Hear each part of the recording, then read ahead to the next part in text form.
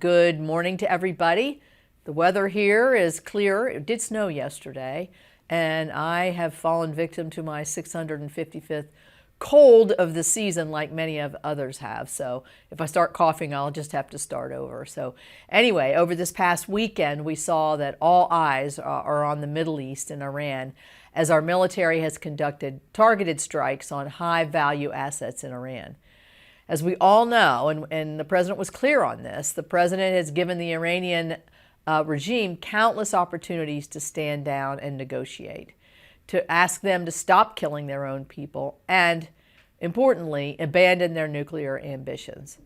But instead of choosing a peaceful path, Iran has doubled down on weapons designed to threaten the American people and our allies and our assets, and in the form of both nuclear weapons, but really ballistic missiles as well that we haven't talked much about.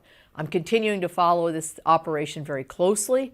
Be interested to hear the briefing that we're going to have this afternoon.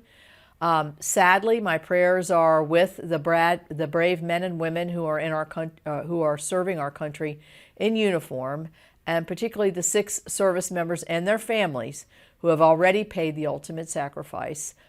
Please know that our sorrows and our condolences are with those family members as they lose a loved one. So with that, we'll open it up to questions. Great. We will start with Taylor Bean from WV News. Good morning, Senator. Hi, Taylor. I guess my question is, after we lost a West Virginia Guardsman in D.C. and had another injured, what would you say to those worried about losing more young people and young West Virginians as more troops head to Iran? Well, I think that it's obviously very tragic what happened in D.C. with Sarah and Andy. Sarah losing her life in service to the National Guard, in service to the country. And I know that our military, when they volunteer, they know that they're signing up for a potentially very dangerous job in very dangerous regions of the world. But to have aggressive actions and to be in an area that's being bombed or close to an area that's being bombed or potentially being bombed is, I think, a very daunting challenge for our military. They're well trained.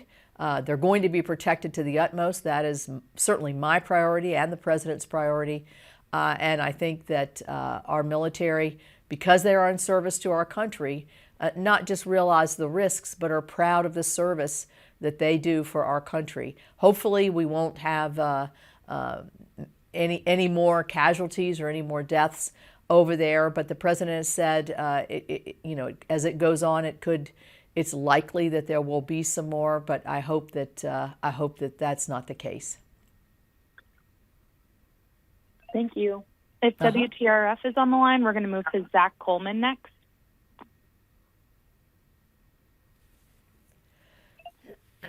If WTRF is not on the line, we're going to move to Cameron de Blasio at WDTV. All right. Thank you very much. Good morning, Senator. Hi, Cameron. There's been a lot of There's been a lot of talk about war powers resolutions that have been discussed in Congress. I don't know what your thoughts are on those, whether you believe the president needs to have that done in order to continue making further decisions with the situation in Iran, or if you feel like he's going to be within his bounds moving forward regardless. Yeah, I feel that the president is well within his constitutional rights, his Article 2 constitutional rights, to move forward with an aggressive action that will protect our assets, our allies, and our service members and American citizens. I mean, that's his primary responsibility. I think what you're seeing we're being asked to vote on either today or tomorrow is a war powers resolution of disapproval that would actually tie the president's hand, would have all of our military and any kind of aggressive action would cease, and everybody would have to pull out. And I think that would be a devastating circumstance. I think the president is under the obligations to inform Congress as to what he's doing. He did last week. He informed the Gang of Eight over the weekend, which is the Intelligence Committee, Armed Services, and our leaders. He did the same yesterday, And today at 3:30, we are going to get a very detailed briefing from the Secretary of State, Secretary of War, and the Joint Chiefs of Staff. So I will not.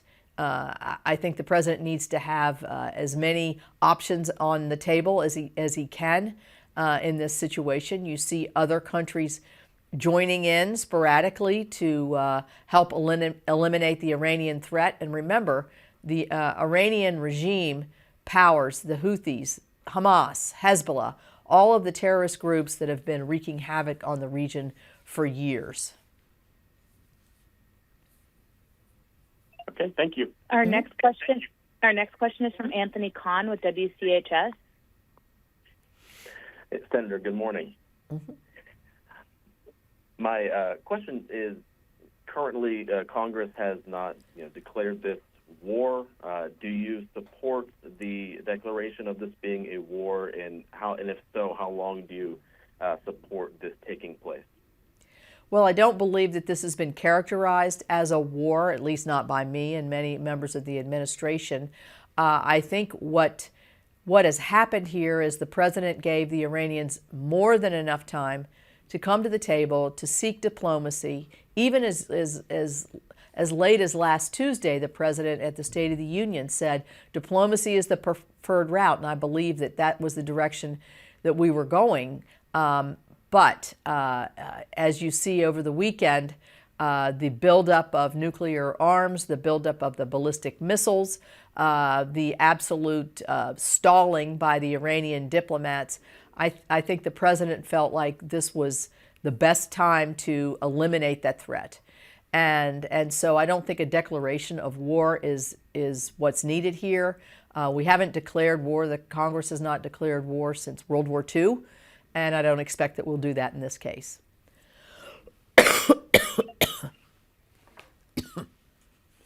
Our next question will be from Kurt Weinschenker with the River Network. Good morning, Senator Capito. Your weather report from Marshall County is 52 degrees and partially cloudy, partially sunny. So there you have it. Sounds good. Yeah, I just was waiting for you to finish coughing. Yeah, sorry about that. Hey, it's the season. Would you agree or disagree with the following statement? And if you could elaborate, I'd appreciate it.